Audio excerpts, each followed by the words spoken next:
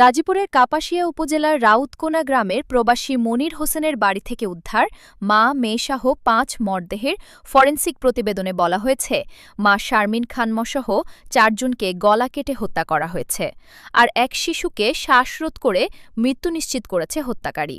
সোমবার ১১ মে গাজীপুর শহীদ Tajuddin Ahmad medical college হাসপাতালের forensic বিভাগের চিকিৎসক মাজহারুল হক বলেন, ময়নাতদন্তে বেরিয়ে এসেছে নিহত শারমিন খানম, তার ভাই রসুল মোল্লা, মেয়ে মিম ও মারিয়ার মৃত্যু নিশ্চিত করা হয়েছে গলা কেটে। অপর শিশুকন্যাকে শ্বাসরোধ করে হত্যা করা হয়েছে। হত্যাকাণ্ড ঘটানোর আগে তাদের চেতনানাশক বা অন্য কিছু খায়ে ছিল কিনা এটা জানার জন্য পেটের খাবারসহ অন্যান্য উপাদানের নমুনা সংগ্রহ করে সিআইডি ল্যাবে পাঠানো হয়েছে। ল্যাবের রিপোর্ট পেলে এ ব্যাপারে বিস্তারিত জানানো যাবে।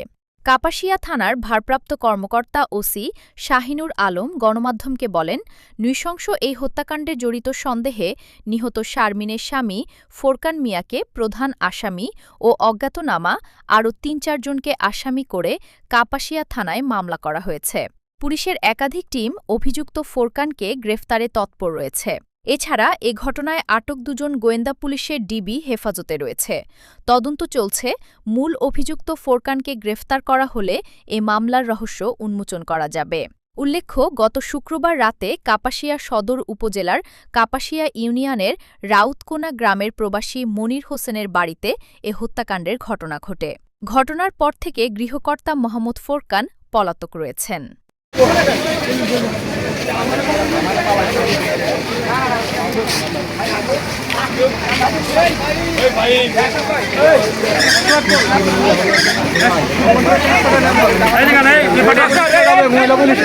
তোমার গাড়ি কই?